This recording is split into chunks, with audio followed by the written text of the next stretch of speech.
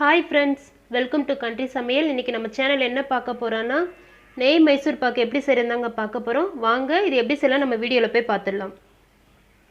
நெய் மைசூர் பாக்கு செய்கிறதுக்கு தேவையான பொருள் என்னென்னு நம்ம இப்போ பார்த்துடலாம். 1 கப் கடலை மாவு, 1 கப் சுகர், 1.5 கப் நெய் எடுத்திருக்கேன். வாங்க இது எப்படி செய்யலாம்னு வீடியோவில் நம்ம பார்த்துடலாம். இதில் வச்சு ஹீட் பண்ணிக்கோங்க. நம்ம எடுத்து வச்சிருந்த கடலை மாவு இதில் சேர்த்துக்கோங்க.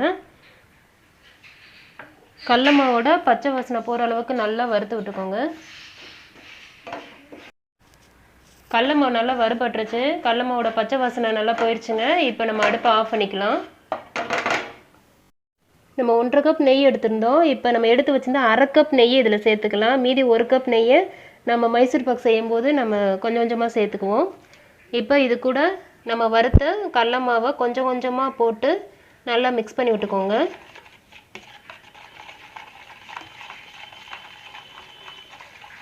நல்லா கட்டிகள் இல்லாமல் நல்லா மிக்ஸ் பண்ணி விட்டுக்கோங்க.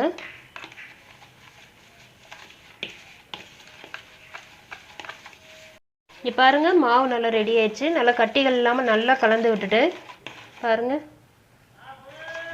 இந்த அளவுக்கு இருக்கணும்.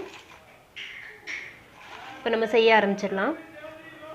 மைசூர் பாக்கு செய்கிறதுக்கு முன்னாடியே ஒரு பவுல் எடுத்துக்கோங்க, இல்லைன்னா கேக் செய்கிற ட்ரே ஏதாவது எடுத்துக்கோங்க. இந்த மாதிரி 1/2 ஸ்பூன் நெய் ஊற்றி நல்லா எல்லா பக்கமும் படுற மாதிரி நல்லா சுற்றி தேய்ச்சி விட்டுக்கோங்க. ஏன்னா லாஸ்ட்டாக நமக்கு டைம் இருக்காது, டக்குன்னு செஞ்சுட்டு இதில் நம்ம ஊற்றிடணும்.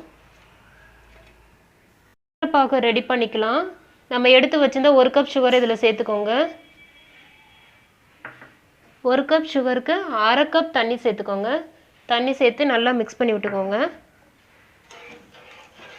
சர்க்கரை கரையிற வரைக்கும் கொஞ்சம் ஹை ஃப்ளேமில் வச்சுக்கோங்க.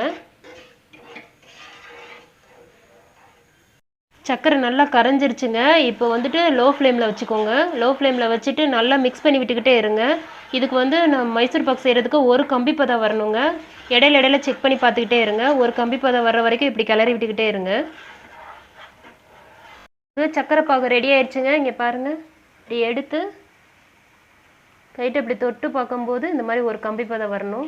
பாருங்கள், இந்த ஸ்டேஜில் நம்ம கடலை மாவை மிக்ஸ் பண்ணி விட்டுக்கலாம்.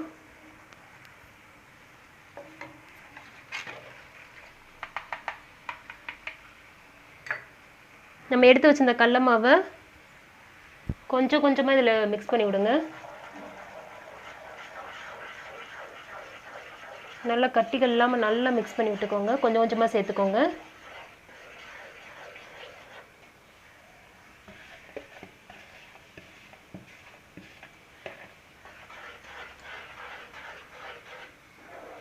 சிம்லே வச்சு தாங்க செய்யணும், ஹை ஃப்ளேமில் வச்சிடாதீங்க.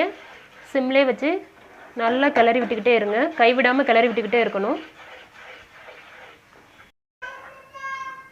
நம்ம எடுத்து வச்சிருந்தா 1 கப் நெய்யை கொஞ்சம் கொஞ்சமாக இதில் சேர்த்துக்கோங்க. கொஞ்சம் கொஞ்சமாக சேர்த்து நல்லா மிக்ஸ் பண்ணி விட்டுக்கிட்டே இருங்க.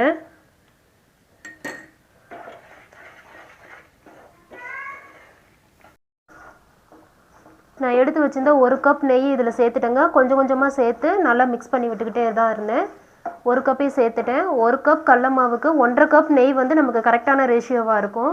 நான் சுகர் கம்மியாக சாப்பிட்றதுனால 1 கப் சுகர் மட்டும் சேர்த்துருக்கேன். நீங்கள் 1.5 கப் சுகர் வேணாலும் சேர்த்துக்கோங்க. இன்னும் கொஞ்சம் கெட்டியாகட்டும். கெட்டியானவுடனே நம்ம அந்த பாத்திரத்தில் மாற்றிடலாம். நமக்கு இப்போ ரெடி ஆயிடுச்சுங்க. நம்ம அதை வேறு பாத்திரத்தில் அப்படியே மாற்றிடலாம். ஸ்டவ் ஆஃப் பண்ணிடுங்க.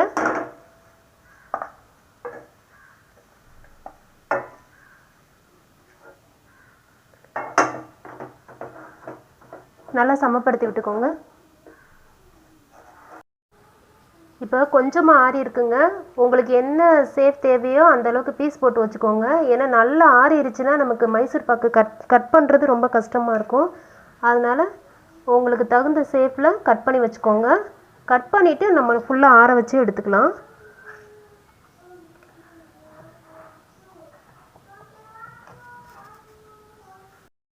ஓகே ஃப்ரெண்ட்ஸ், நமக்கு இப்போ நெய் மைசூர் பாக்கு ரெடி ஆயிடுச்சு. இதே மாதிரி நீங்களும் உங்கள் வீட்டில் எல்லாருக்கும் செஞ்சு கொடுங்க. இந்த வீடியோ உங்களுக்கு பிடிச்சிருந்துச்சுன்னா லைக் பண்ணுங்கள், ஷேர் பண்ணுங்கள், கமெண்ட் பண்ணுங்கள், கண்டிப்பாக சப்ஸ்கிரைப் பண்ணுங்கள். பக்கத்தில் இருக்கிற பெல் ஐக்கானை கிளிக் பண்ணி வச்சுக்கோங்க. அப்போ தான் நாங்கள் போடுற ஒவ்வொரு வீடியோவும் உங்களுக்கு நோட்டிஃபிகேஷனாக வரும். இன்னொரு வீடியோவில் பார்க்கலாம்.